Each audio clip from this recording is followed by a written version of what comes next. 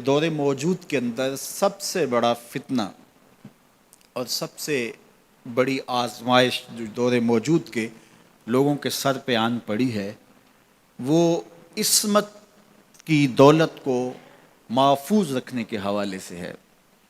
نظروں کی پاکیزگی اور دامن کی عفت اور پاکیزگی کے حوالے سے ہے۔ تو جب کوئی شخص عفیف نہیں رہتا، جب کوئی شخص پاک دامن نہیں رہتا، تو پھر یہ وہ غلاظت ہے کہ جو زندگی کی ہر خیر کو چاٹ جاتی ہے اور انسان کی ساری صلاحیتیں زنگ آلود ہو جاتی ہیں۔ یہ دور جس دور سے ہم گزر رہے ہیں یہ سوشل میڈیا کا زمانہ ہے، اور سوشل میڈیا میں جو رتب و یاب موجود ہے اور اس کے بعد غلاظتوں سے لتھڑا ہوا جو وہاں ماحول ہے،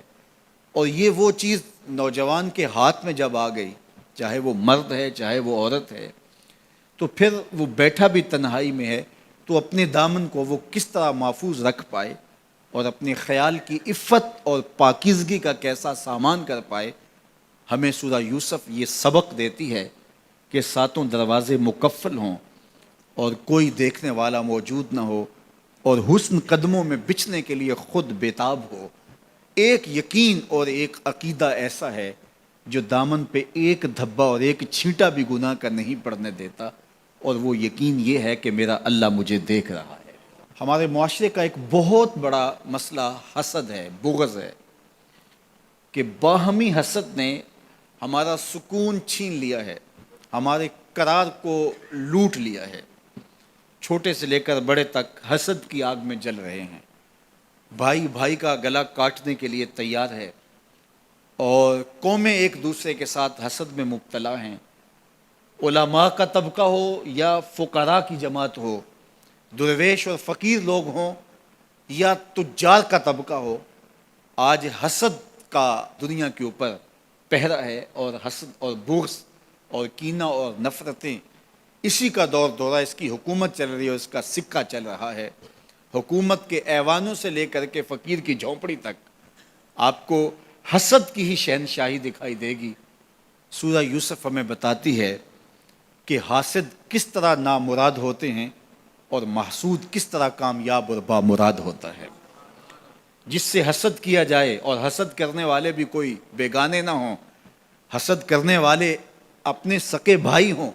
حسد کرنے والے پیغمبر زادے ہوں، لیکن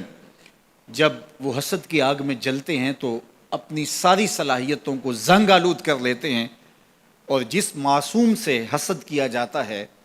وہ 13 سال کا یوسف ایک دن مصر کے تخت پہ جلوہ فرما ہوتا ہے،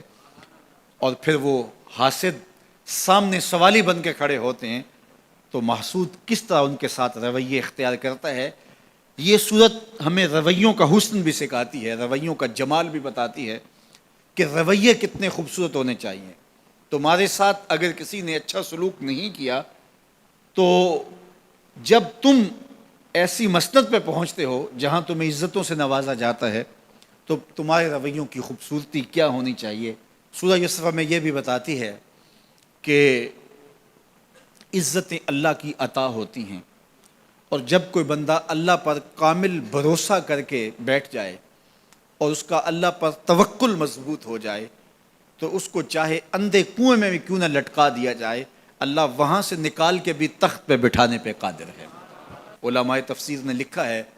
جو سورہ یوسف کو سمجھتا ہے، سورہ یوسف کی تلاوت کرتا ہے، حاسد اس کا کچھ نہیں بگاڑ سکتے۔ اللہ تعالیٰ اس کو حاسدین کی شر سے محفوظ فرماتا ہے۔ اور ہمارے بزرگوں سے یہ منقول ہے کہ جو سورہ یوسف تلاوت کرے اس کے بیٹوں کے یا بیٹیوں کے رشتے نہ ہو رہے ہوں تو وہ روزانہ کی بنیاد پہ اس مقصد کے لیے اگر سورہ یوسف تلاوت کرتا ہے